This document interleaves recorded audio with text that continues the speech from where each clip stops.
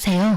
저는 남편과 이혼하고 딸과 둘이 살고 있는 30대 후반의 이혼녀예요. 길다면 길고 짧다면 짧은 제 인생에서 결혼이라는 몇 년의 기간은 그다지 기쁜 추억이 많이 없어요. 그렇다고 삶에 찌들었거나 엄청 불행했다는 건 아니에요. 그냥 그런 특별한 추억이 남아있지 않을 만큼 이혼 당시의 충격이 컸을 뿐이니까요. 생각해보면 좋은 일도 있었죠. 결혼한다는 것도 기쁜 일이었고 아이를 낳게 된 것도 기쁜 일이었죠. 아마 제 인생에서 가장 중요한 일을 꼽으라면 딸아이가 태어난 순간을 선택할 거예요. 그만큼 제게 딸아이는 특별하거든요. 그런 아이를 힘들게 한 건 다름 아닌 남편과 저 두 사람이었죠. 그래서 지금은 아이에게 물질적인 것보다 사랑과 관심을 더 많이 주려고 노력하고 있거든요. 제가 남편과 결혼하게 된 건 아주 작은 계기 때문이었어요. 생선살을 발라주는 걸 보면서 결혼해야지 느꼈거든요. 우리 집 분위기가 워낙 가부장적이라서 결혼은 항상 다정한 남자와 해야지 하고 생각했었거든요. 그 다정함에 유통기한이 있고 다른 사람에 쉽게 향할 줄 알았더라면 그런 어리석은 선택은 하지 않았을 텐데 말이죠. 결혼할 때는 그래도 즐거웠어요. 저희는 다른 커플들과는 다르게 집 때문에 고생할 필요는 없었거든요.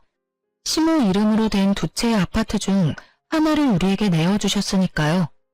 당시 시댁에는 시모 혼자 계셨어요. 시부는 결혼 전 돌아가셨고 그 이후 시모가 시부의 모든 재산을 받았거든요. 시부가 살아계실 때 자기 재산은 부인에게 준다고 약속했으니까요. 아마 아들이 시모에게 관심도 두지 않을까봐 걱정하신 것 같았어요. 그 이야기를 들으니 두 분이 서로 무척 사랑했다는 생각이 들었죠.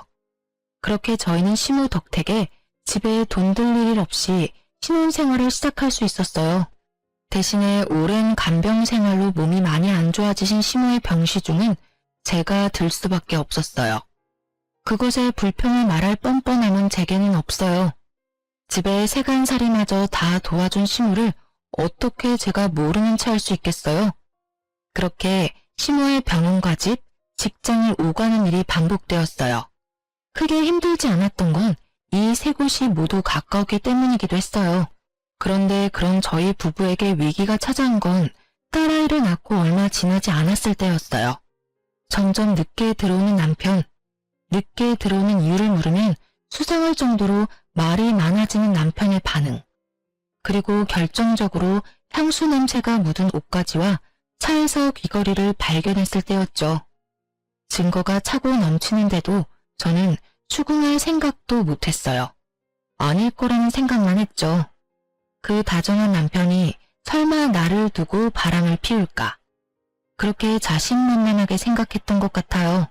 그런데 아니더라고요. 시간이 지날수록 남편은 제게 돌아오기는커녕 점점 더 멀어졌어요. 집에 오는 시간은 더 늦어지고 외박까지 할 무렵에는 정말 미쳐버리겠더라고요. 결국 참지 못하고 남편의 뒤를 캤어요. 그러다가 그 여자가 어느 대학의 대학생이라는 걸 알게 됐어요. 진짜 미치겠더라고요. 이미 30이 넘은 남편과 20대 초반의 여성. 아무리 불륜이라도 이렇게까지 어린 여성과 바람을 피우는 남편과 자신과 띠동갑이 넘는 남자를 만나는 상간녀의 마음을 도저히 이해할 수 없었거든요. 저는 남편에게 비밀로 하고 상간녀부터 만났어요. 물론 상간녀가 저와 만난 이야기를 남편과 할 테지만 상관없었어요. 우선 확인하고 싶은 게 있었거든요. 직접 눈앞에 두고 있으니 정말 어려 보이더라고요. 그 순진함과 탱글탱글함을 앞에 두니 구토가 나올 만큼 기분이 역겨웠어요. 학생, 지금 만나는 남자 유부남이에요. 애가 딸린 아빠고. 혹시 알고 있었어요? 저는 정말로 몰랐어요. 저한테는 유부남 아니라고 했고. 저는 진짜로 싱글인 줄 알고 만난 거예요. 제 또래는 너무 어린애 같아서. 자기는 전혀 몰랐다는 듯 제 앞에서 말하는 상간녀를 보니 답답하기만 했어요. 이제 유부남이란 걸 알았으니까 더 이상 남편 만나지 마세요. 저 지금 이 대화 녹음 중이고 나중에 혹시라도 두 사람 다시 만날 경우에는 이혼 서류에 제출할 생각이거든요. 아시겠죠? 솔직히 제가 모르고 그랬다는 거니까 제가 사과할게요. 그런데 저도 피해자이긴 하거든요. 유부남인 줄 모르고 만났는데 왜 제가 이런 취급 당해야 하는 건지도 모르겠고. 그러니까 더 이상 만나지 말라고요. 안 만나면 이런 취급 당할 이유도 없죠. 설마 유부남인 거 알고도 만날 생각이에요? 그건 아니죠. 저도 유부남 만나고 이런 건 좀... 저는 그렇게 상간녀와의 대화를 끝냈어요. 알려줬으니 다시 만나지는 않겠죠. 만약에 다시 만난다면 이 녹음 파일로 상간녀 위자료 소송해버리면 그만이니까요. 상간녀를 만나고 나니 집으로 돌아가기가 너무 싫었어요. 그런데 그때 시모에게서 연락이 왔어요. 병원에서 필요한 거 있다고 좀 사오라고요. 그 덕분에 집으로 가지 않고 병원으로 갔어요.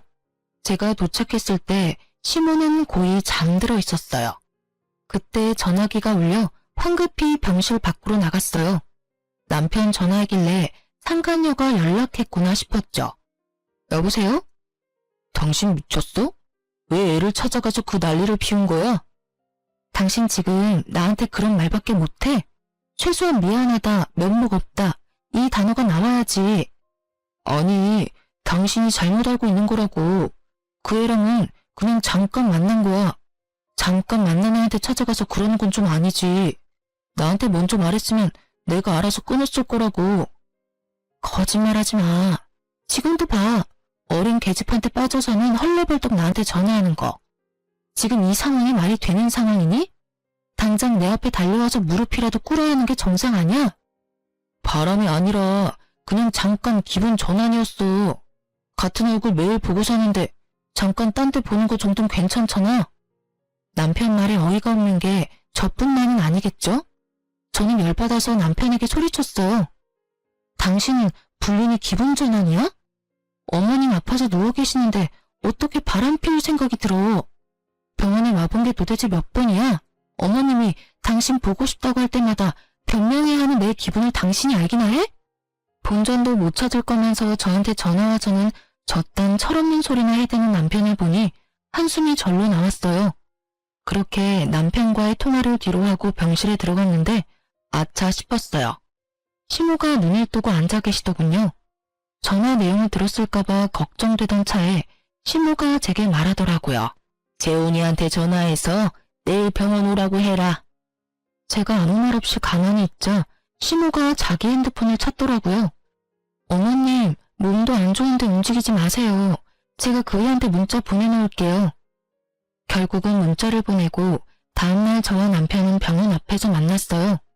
남편은 외박을 했거든요. 제가 뭐라 말해도 묵묵부답, 화를 내도 짜증을 내도 달래보아도 아무 반응 없는 남편에게 저도 말이 없어졌어요. 시모 병실에 들어갔더니 어머님이 남편에게 그러더군요. 너 애미 놔두고 새파랗게 젊은 년이랑 바람난 게 사실이냐? 어머니, 그런 거 아니에요. 이 사람이 뭐라고 했는지는 모르겠지만 그냥 아는 사이일 뿐이고 바람 뭐 그런 거 아니라고요. 그래? 그러면 다행이구나. 네가 만약에 정말 바람이라도 피운 거였으면 내가 부끄러워서 며느리 앞에 얼굴도 못 들 뻔했어. 아들 새끼는 엄마 병원에 쳐넣어놓고는 얼굴 한번 안 비치고 며느리가 늙은 시무 수발을 다 들고 있으니 말이다. 이런 와중에 네가 염치도 없이 바람까지 피면 내가 접시물에 코박고 죽는 게 낫겠지. 안 그러냐? 시무의 말에 남편이 입을 꾹 다물더라고요. 그 말을 들으니 자기 잘못이 더 다가왔나 봐요. 네가 결백하다니까 아무 문제 없겠구나. 내가 내 명의 아파트 두 채 중에 너희 살고 있는 집 아파트 명의 며느리 앞으로 해놨다. 둘이 별 문제 없으면 누구 앞으로 해놔도 문제 없겠지. 그렇지? 그 말에 남편이 답답하다는 듯 버럭 소리를 지르더라고요. 어머니, 그 아파트를 왜 남한테 줘?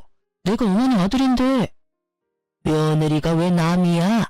이 병원 간호사가 보면 네가 남이야 이놈아. 아니, 수발 들어준 며느리한테 가지고 있는 집 한 채 못 주도록 하면 내가 부려먹는 거밖에 더 되겠니? 네가 자주 얼굴 비췄으면 이런 일도 없었을 게다. 너도 바람 안 핀다며? 그럼 누가 집 명의자든 상관없을 거 아니야? 둘이 계속 결혼 생활 유지하면 어차피 너일 건데. 그 말에 남편은 또 말을 잃어버렸어요. 맞는 이야기죠. 남편이 외도를 하지 않으면 그 집은 부부의 집이니까요. 그래도 어머니, 그 집이 어떤 집인데? 그 집이 어떤 집인데? 네가 그 집 살 때 돈 못 해줬어? 그것도 아니면 내가 누구한테 주든 신경 꺼. 나는 나한테 성의를 다한 사람 무시하는 정신나간 노인네가 아니야. 엄마가 아파서 오늘 내일 하는데 어린 년이나 만나고 다니는 네가 더 정신이 나갔지. 내가 경고하는데 바람 피우는 것도 걸리면 나머지한테도 며느리 앞으로 돌려놓을 거니까 알아서 해. 결국 남편은 놀랐는지 시모에게 그러더군요. 알았어요. 알았다고요. 더 이상 그런 짓 안 할 테니까 제발 그냥 놔두세요. 예? 남편이 나가고 저는 시모와 앉아서 시모에게 말했어요. 어머님, 그렇게까지 안 하셔도 됐을 텐데 그냥 명의 주겠다고 협박만 하셨어도 알아들었을 거예요. 너 바람 피우는데 잠깐이라고 생각하니? 절대 아니야. 그거 못 고쳐. 틈만 나면 그런 짓 하려고 생각할 게다. 그러니까 이렇게 강하게 나간 거야. 걔 아버지가 그랬거든. 나는 시부 수발 들도록 놔두고 자기는 계집질 열심히 했지. 아무리 혼내도 안 들어. 너한테 그 집 준 것도 다 어릴 때 내 생각나서 그래. 다행히도 남편이 다른 여자한테 집을 준 건 아니어서 집 두 채가 남았지만 말이다. 시모 이야기를 들으니 시모도 힘들었겠다 싶겠더라고요. 아무리 아들이라도 아들 모습에서 시부의 모습을 봤을 테니 더 엄하게 말한 것 같았어요. 그렇게 저는 제 명의 아파트 한 채가 생겼고 남편은 그 여자와 더 이상 연락을 안 하는 듯 하더군요. 집에도 꼬박꼬박 들어왔지만 대화는 거의 단절 수준이었어요. 그래도 저는 이렇게 시간이 좀만 더 지나면 모든 게 정상으로 돌아올 거라고 생각했어요. 물론 제 바람으로 끝나고 말았지만요. 이상하다는 것을 느낀 것은 남편의 불륜 사건으로부터 몇 개월쯤 지나서였어요. 이상하게 젊은 남자가 제게 연락처를 물어오더라고요. 한 명도 아니었어요. 그리고 솔직하게 말해서 착각할 일도 없을 정도로 너무 어린 남자들이라서 신종 사기꾼들인가 싶은 생각이 들었거든요. 연락처를 물어올 때 거절을 했더니 더 끈질기게 따라붙어서 그 다음부터는 제 연락처를 달라고 했어요. 제가 마음 내키지 않는다 하니 이내 자기 연락처를 주고 돌아갔어요. 그렇게 연락처를 모아뒀다가 혹시나 이 사람들이 사기꾼은 아닐까 싶어서 SNS 검색도 했었거든요. 별거 안 나오는 것 같아서 끄려다가 상간녀 생각이 나서 그 전에 알아놓은 상간녀 SNS에 들어가 어떻게 지내는지 확인하려고 했어요. 혹시 지금도 남편을 만나고 있지는 않은지 궁금했거든요. 그런데 남편과 만나는 것 같지는 않은데 그보다 더 이상한 걸 발견했어요. 상간녀 SNS를 타고 가다 보니 제게 연락한 사람들이 다 있더라고요. 이건 뭔가 문제가 있다 싶었어요. 그래서 그 친구들이 상간녀 친구라는 걸 모두 저장해뒀어요. 그리고 그날 저녁에 오래간만에 노트북을 열었다가 남편과 상간녀의 카톡 대화 내용 백업된 걸 보게 됐어요. 그 파일을 열기 전까지 저는 아직도 두 사람이 만나고 있다는 걸 확인하고 너무 열을 받은 상태였어요. 헤어진다고 했던 건 거짓말이었고 가벼운 사이라는 것도 거짓말이었던 거죠. 몇 달 동안 저를 속이고 그 상간녀를 만나고 있었으니까요. 저는 이번에야말로 절대로 용서하지 않겠다는 마음으로 파일을 열었어요. 그런데 두 사람이 나눈 내용을 보고는 숨이 멎을 뻔했어요. 저를 유책 배우자로 만들려고 남자를 저한테 계속 보낸 거였어요. 제가 연락처를 달라고 했다며 늙어서 젊은 남자 밝히는 거 정말 징그럽다는 이야기까지. 진짜 보고 나서 눈이 더러워질 만한 글들이 가득한 걸 보고는 화가 머리끝까지 났어요. 게다가 두 사람 대화 내용 중에는 저를 유책 배우자로 만들어 이혼하면 그 집 자기한테 돌아올 거라며 상간녀가 그 집에서 빨리 살고 싶다고 이야기한 내용도 있었어요. 둘이 함께 작당 모의를 한 걸 보고 노트북을 부숴버릴 뻔했거든요. 집어던지고 싶은 걸 겨우 참았어요. 남편은 저와 이혼하고 재혼할 계획까지 다 세워놓은 거였어요. 이렇게 들킬 줄 생각도 못했겠죠. 아무리 숨기려고 해도 영원히 숨길 수는 없는 법인데. 그 대화 내용을 보고 저는 남편에게 당장 전화하려다가 일단은 참았어요. 유책 배우자를 만들고 싶어하는 남편을 보니 내가 되갚아줄 수 있겠다 싶었거든요. 그렇지만 걱정되는 건 단 한 가지, 시모였어요. 제가 이혼하고 나면 시모는 낙동강 오리알 신세가 되는 건데 고생 많이 하신 분이 말년에 괴롭게 돌아가시게 만드는 것도 너무 죄송스러운 마음이었거든요. 그렇게 이혼 결심을 선뜻 내지 못한 상황에서 시모가 사망하게 됐어요. 오랜 지병, 그리고 마지막에는 폐혈증으로 돌아가셨어요. 그렇게 어머님 초장 치르는데도 남편은 그 여자와 전화통화나 하면서 장례에도 집중을 하지 못하더라고요. 그걸 보니 이제 이혼할 수 있겠구나 하는 마음이 들었어요. 시모의 사망이 확인되고 시모 명의 아파트 한 채는 남편에게 넘어왔어요. 남편은 제가 아직 유책 배우자가 아니라서 그런지 이혼하자는 이야기를 선뜻 꺼내지는 못하더군요. 그래서 빌미를 만들어주기로 했어요.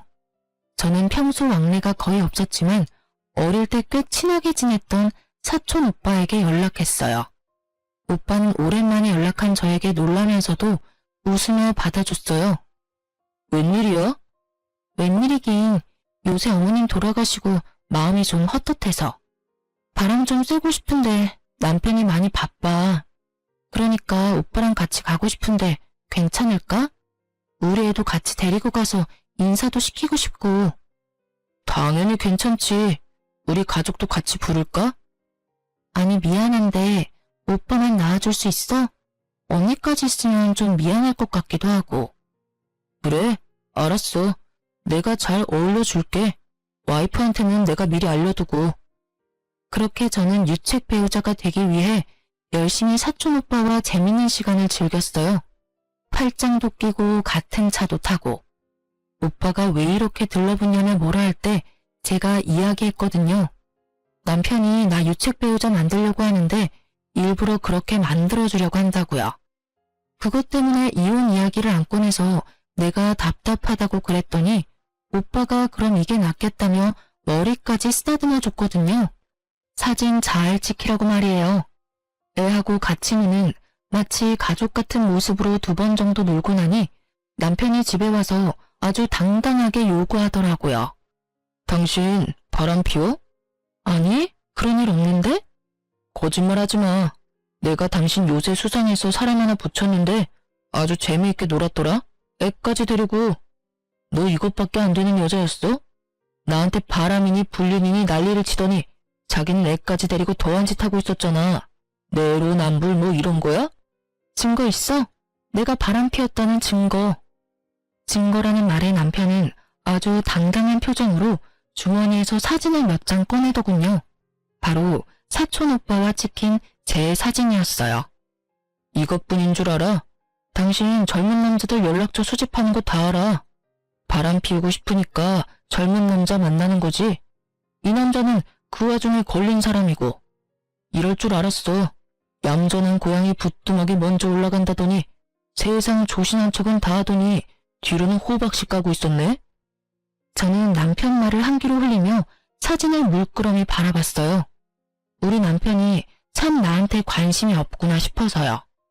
사진을 딱 보면 우리가 혈연 관계라는 것을 알 수 있을 만큼 닮은 구석이 그렇게 많은데도 남편이 그걸 알아차리지 못한 게 더 신기했어요. 말 안 한다고 해결될 문제가 아니거든. 당신 지금 유책 배우자야. 문제가 있다고. 위자료에 재산 분할까지 싹 다 해야 하는데 내가 그 부분에 대해서는 하나만 지켜주면 다른 건 다 당신 원하는 대로 해줄게. 우리 엄마가 당신한테 준 아파트 그것만 내놓고 가. 그러면 네가 원하는 대로 다 해줄게. 역시나 그때 본 대화 내용에서 나온 대로 이 사람들이 나를 유책 배우자로 만들려는 이유는 바로 이 집 때문인 것 같더라고요. 저는 알겠다는 말 대신 상간녀를 불러오라고 했어요. 내가 바람을 피웠다고 주장하니까 나도 한마디 할게. 나도 당신이 바람 피우는 거 알고 있었거든? 그러니까 그 여자 데려와. 데려와서 이야기해보자고. 누가 유책 배우잔지. 발뺌할 생각은 하지 말고 그 여자 예전에 나랑 만났을 때 대화 녹음 다 해놨었거든? 솔직히 당신한테는 내가 유책 배우자일지 몰라도 나한테 그 여자는 위자료 청구 대상이야. 유부남인 거 알고 지금까지 만난 거잖아? 그 말에 남편이 잠깐 당황하더라고요. 자기가 바란 건 이런 게 아니었던 건가 봐요. 상간녀를 데려오기 싫어하길래 저는 제 핸드폰으로 상간녀에게 우리 집으로 오라고 말했어요. 상간녀는 도착하자마자 아주 당당하게 마치 이 집 안주인이라도 된 듯 행동하더군요. 아줌마, 왜 절 부르셨어요? 저는 아줌마랑 할 이야기 없어요. 어차피 아줌마랑 오빠랑 이혼할 건데 왜 제가 아줌마랑 이야기해요? 그냥 남편분이랑 하세요. 말끝마다 아줌마 하는 젊은 년을 보니 저도 확 피가 솟구치더군요. 상간녀나 나도 너랑 길게 얘기할 생각은 없어. 단지 이것만 말해주려고. 상간녀나 너는 우리 남편이 유부남인 걸 알고도 내가 헤어지라고 했음에도 맞는 걸 인정하지? 사실 너희만 증거 가지고 있는 거 아니고 나도 증거 있거든. 증거 이야기에 두 사람이 흠칫 놀라더군요. 자기들은 아주 잘 속였다고 생각했나 봐요. 어디에서 들켰을까? 궁금하지 않아? 저희가 들켰든 말든 아줌마는 유책 배우자예요. 바람을 피웠으니까. 그리고 젊은 남자 연락처도 갖고 계시잖아요. 그래서 나한테 할 이야기는 그게 다니? 상간녀나? 뭘 또 바라시는데요? 미안하다. 뭐 그런 말 바라시는 것만 꿈 깨세요. 제가 왜 아줌마한테 미안해요? 솔직히 사람 마음이 마음대로 되는 게 아니잖아요. 사랑이 바뀌면 당연히 기존에 있던 사람은 사라져줘야지. 싫다는 남자한테 뭐하러 매달려요? 쪽팔리게. 나 같으면 그냥 짐 싸서 빨리 나갈 것 같은데 뻔뻔해라. 그렇지. 그래서 너희들이 나한테 이혼 이야기할 때까지 기다렸어. 제 말에 순간 두 사람 다 멈칫하더라고요. 그러게요. 제가 이혼을 기다렸다고 하니 당황했나 보더라고요. 당신 이혼하고 싶다고 했지? 이혼해. 나도 이혼 생각하고 있었어. 당신이랑 그 상간녀 여전히 만나는 거 알았을 때부터. 근데 이 집은 당신한테 못 줄 것 같은데? 나 당신이 나를 유책 배우자로 만들려고 한 거 다 알고 있었거든. 그러니까 다음은 서로 변호사 대동하고 이야기하자. 그리고 상간녀나 너는 위자료 소송할 준비해놓고 뭐 너한테 유리하진 않겠지. 처음에 내가 너 만났을 때 녹음한다고 했었던 거 기억나지? 녹음한 거 이야기했고 너는 거부 안 했으니까. 그치? 큰일이야. 증거가 차고 넘쳐서. 제 말에 두 사람이 부들부들 떨더라고요. 그런 두 사람 앞에 이혼 서류를 던졌어요. 그래도 당신이 바람 피운 건 틀림없는 사실이야. 그래, 그것도 잘 이야기해봐. 어떻게 되나. 그 사진 참 잘 찍었네. 나중에 하나 뽑아줘. 가족 사진 저장 좀 해놓게. 제 말에 남편이 의아한 표정을 짓더라고요. 그게 무슨 소리야? 무슨 소리긴. 그 사진 속에 있는 남자 우리 가족인데 당신 몰랐어? 딱 봐도 나랑 닮았잖아. 우리 사촌 오빠, 큰아버지 아들. 결혼식도 한번 봤을 텐데 기억 못하겠지. 그럴 수 있어. 나도 당신 가족들 다 기억 못하는데 뭘. 그러니까 민망하게 생각 안 해도 돼. 거짓말로 위기 모면할 생각하지 마요. 가족이면 증거 보여봐요. 바람 피워놓고 그렇게 빠져나가는 건 아니죠? 그럼 사촌 오빠 불러서 확인해 볼래? 좋아. 그럼 내일 유전자 검사하는 곳에서 봐. 너희들 눈앞에서 유전자 검사해서 혈연인지 아닌지 확인해 줄 테니까. 남편은 제 말이 거짓말이라고 생각했는지 이혼 소송을 그대로 진행하더군요. 저는 차라리 잘 됐다 싶었어요. 시간이 좀 없긴 했거든요. 결국 유전자 검사하는 곳에서 모인 우리는 상간녀가 동영상까지 찍어가며 증거 영상으로 남기면서 가족 확인 검사를 했어요. 그리고 서류 받을 집 주소는 우리 집과 남편 회사로 했죠. 그렇게 몇 주 지나고 서류가 나왔는데 당연히 혈연 관계가 입증됐어요. 남편은 그날 저녁 집에 들어오지 않았어요. 분명히 상간녀와 이에 대한 이야기를 하며 대책을 세우고 있겠죠. 저는 마음이 다 편안했어요. 그리고 그 다음날 이혼 전문 변호사 만나서 남편과 상간녀의 행각을 모조리 털어놨죠. 변호사를 만난 날 저녁에 상간녀와 남편이 집에 왔더군요. 가족이라 하더라도 당신이 남자 만나려고 했다는 증거는 있어. 우리는 그걸로 당신이 가정에 소홀했다고 할 거야. 그건 발뺌 못해. 다 증거가 있거든. 그래? 나도 증거 있는데 참 신기하네. 사실 나는 벌써 그 증거도 오늘 변호사한테 제출하고 온 길이야. 무슨 증거인지 알려줄까? 상간녀가 불안한 얼굴을 했어요. 당연하죠. 여태까지 자신들이 한 계획들이 모조리 다 틀어져 버렸으니까요. 저는 제가 받은 연락처와 함께 그 연락처의 주인공들이 상간녀의 친구라는 것을 알 수 있는 SNS 사진을 보여줬어요. 이 나이에 젊은 남자들한테 연락받아서 신종 사기인가 싶어서 찾아봤어. 그런데 그 사람들 사기가 아니라 누군가한테 고용된 사람들이었나 보더라고. 이런 짓까지 하면서 나랑 이혼하고 싶었어? 그럼 차라리 이혼하자고 당당하게 말했어야지. 좋아하는 여자가 생겼다고 이혼하고 정정당당하게 재산 분할해서 헤어진다는 선택지는 어디다 갖다 버렸어? 진짜 당신들 인간 이하인 거 알기는 해? 결국 참다 폭발한 제가 소리를 질렀어요. 이쯤 되면 미안하다 우리가 잘못했다 할 줄 알았는데 절대 그런 소리 안 하더군요. 입에 지퍼라도 달아놓은 것처럼요. 그래서 제가 폭발해버린 거죠. 유책 배우자 만들어서 내보내면 이 집이 당신 소유가 될 줄 알았어? 근데 어쩌나? 유책 배우자 만들려고 했던 게 뭐이고 그런 사실조차도 없는데 말이지. 나는 당신 외박한 사실, 상간녀 만난 거, 나를 유책 배우자로 만들려고 했다는 것 다 용서 못해. 소송하면 당신한테 유리할 줄 알았지? 천만에. 내가 더 유리하거든? 당신은 유책 배우자의 육아 방임까지 했어. 게다가 수발도 나한테 전임시키고 열심히 상간녀 만났지. 그 증거들도 다 있으니까 어디 해봐. 열심히 이혼 소송 해보라고. 그리고 당신 짐 다 싸들고 지금 당장 내 집에서 나가. 더러운 면상 꼴도 보기 싫으니까. 제 말에 남편은 멍하니 있는데 상간녀가 바락바락 대들더라고요. 아줌마, 이 집 당신 거라고 사람 함부로 내보내면 안 되죠. 아직까지 두 사람 부부 사이인데 나가라 마라 할 수 있는 거 아니잖아요. 그래? 그럼 너만 나가던가. 오래 상간녀라고 위안답시고 달려들기는. 안 나가면 신고할 거야? 제가 왜 나가요? 오빠랑 같이 있을 거예요. 아줌마가 뭔데 날대로 나가래? 결국 저는 참다 못해 부엌에 가서 붉은 소금을 봉지째 들고 왔어요. 그리고 상간녀에게 뿌리며 말했죠. 빨리 나가. 재수 옹부틀라. 너 같은 게 있으면 이 집도 부정 탈 것 같으니까 빨리 나가. 결국 제 소금 세례에 놀란 두 사람은 집에서 나갔어요. 상간녀가 입구에서 큰 소리 뻥뻥 치더라고요. 나도 이딴 집 하나도 안 좋아. 오빠, 상속받은 집 한 채 더 있죠? 우리 거기 가요. 어이가 없어서 누가 거진 줄 아나? 상간녀는 이 집을 잃는데도 그리 아쉬워하진 않더라고요. 남편이 재산이 많은 줄 알고 있는 것 같았으니까요. 실제로는 쥐뿔도 없는데 말이죠. 저는 소리 빽빽 지르는 상간녀를 입구에 세워두고 크게 웃어 보였어요. 그 남자랑 만나면 모든 게 네 생각대로 될 것 같지?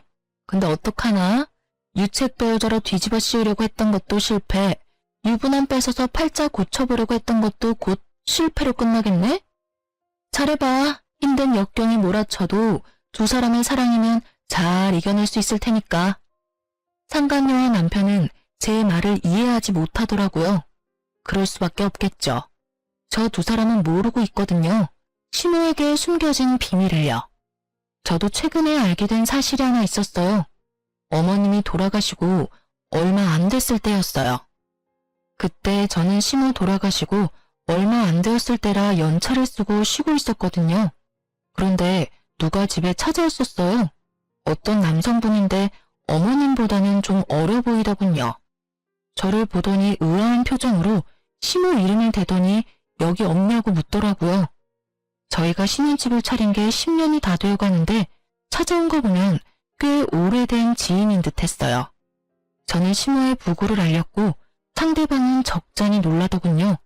그러고서는 굉장히 난감한 표정을 하더라고요. 제가 집 주인에게 돈을 빌려준 적이 있어요. 매달 이자를 꼬박꼬박 줬는데 갑자기 이자가 안 들어오고 연락이 끊겨서 와본 거예요. 그런데 그런 일이 있는 줄은. 저는 시모가 돈을 빌렸다는 말에 솔직히 조금 놀랐어요. 전혀 돈을 빌릴 만한 분이 아니었거든요. 저희 어머님이 돈을 빌리셨다고요? 혹시 무슨 일 때문에 빌린 건지 알 수 있을까요? 부군 병원비도 막막한데 아들 결혼까지 겹쳐서 돈이 필요하다고 해서 빌려줬어요. 집을 담보로 말이죠. 그때 누님 말로는 집이 2채나 되는데 어차피 자기 몸이 얼마 못 버틸 거라고. 죽으면 자기 살고 있는 집도 필요 없어질 테니 살고 있던 집을 담보로 돈을 빌려달라고 하더군요. 담보 물건 주소는 여기가 아니긴 한데 거기 가봐도 인기척이 없어서 여기로 와봤어요. 저는 순간 소름이 쫙 끼쳤죠. 시모가 남편 혼낼 때 한 말이 이런 뜻이었나 싶더군요. 둘이 이혼 안 하면 별일 없을 거라는 말요. 그냥 협박하려고 한 말인 줄 알았는데 그게 아니라 진짜 그런 거였어요.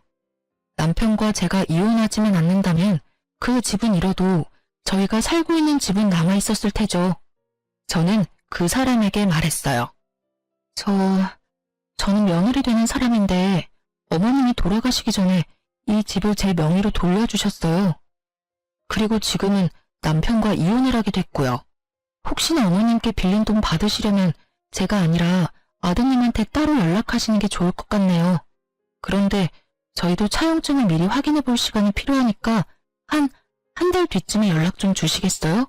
지금은 경영이 없어서 일단 장례 상속 다 정리되면 그때 연락을 드릴게요. 그렇게 말하고 저는 그 채권자를 돌려보냈거든요. 그리고 그날 저녁 바로 시모가 살던 집에 들어가서 차용증을 찾았어요. 어디다 놔뒀나 싶었는데 통장과 집문서 등을 전부 뭉쳐서 옷장, 속옷 칸 아래에 다 모아놓으셨더라고요. 그리고 그 안에서 진짜 차용증을 발견했어요. 돈을 빌린 건 어머님, 금액은 5천만 원. 이자만 매달 갚고 원금은 상환기간 끝나는 날에 갚는 걸로요. 상환기간은 이번 연도 말이었어요. 그리고 그 부분만 볼펜 색깔이 좀 달랐어요. 아마 최근에 두 분이 만나서 상환기간을 다시 쓴 것 같더라고요. 이미 자기 죽음을 예측하고 계신 것처럼요. 저는 그 차용증과 문서들을 원래 있던 자리에 두고 시모 집을 나왔어요. 남편과 이혼하면 남편이 직접 저 돈을 모두 갚도록 만들려고요. 그렇게 이혼은 여러 가지 긴 과정을 거쳐서 드디어 몇 달 만에 마침표를 찍게 됐어요. 저는 공식적인 남남이 되었고요. 딸의 친권과 양육권은 제가 가지게 되었고 집도 지켰죠. 남편은 되지도 않은 술수를 쓴 것 때문에 오히려 제게 더 많은 걸 지불해야 했어요. 그리고 저는 시모의 채권자에게 연락을 해서 남편과 이혼을 했으니 앞으로는 그 집 상속받은 남편에게 연락하라고 했어요.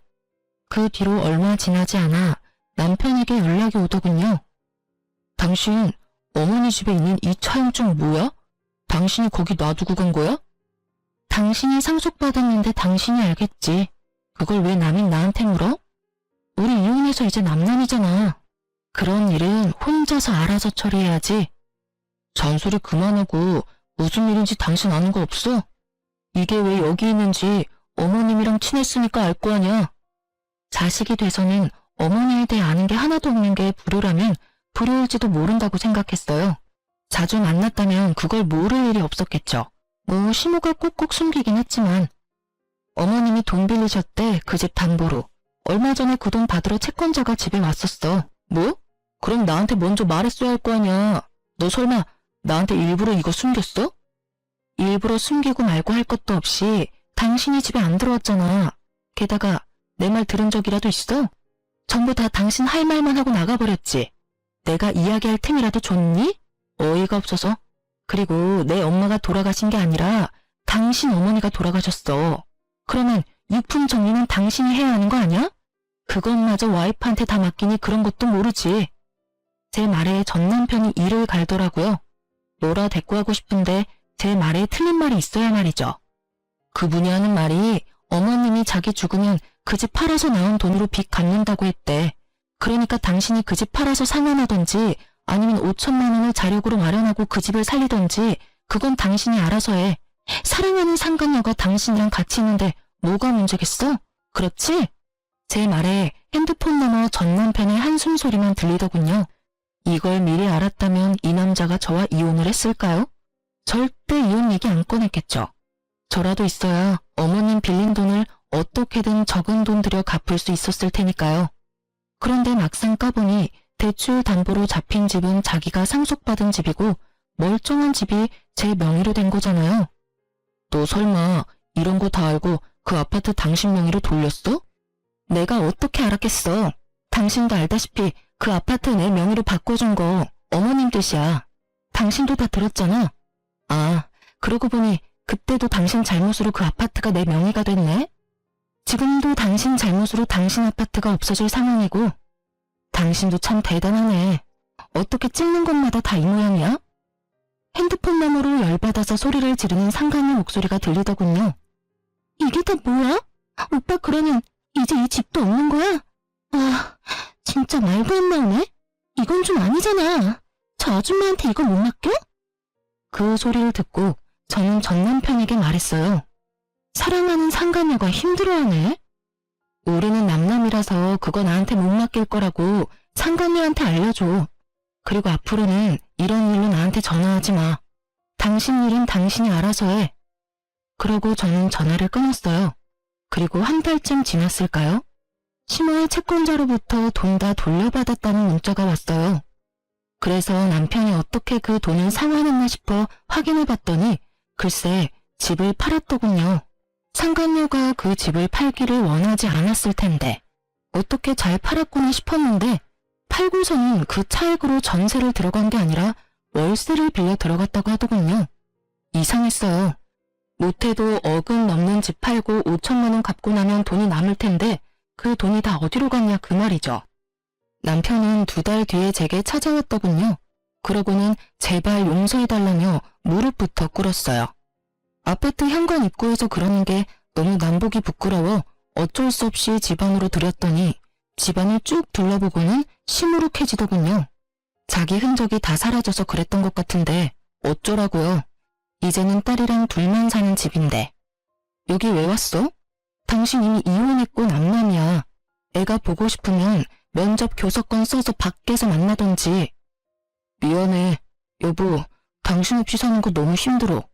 나한테는 당신이 필요하다는 걸 이제야 깨달았어. 그러니까 제발 딸이랑 같이 내 곁에 돌아와주면 안 될까?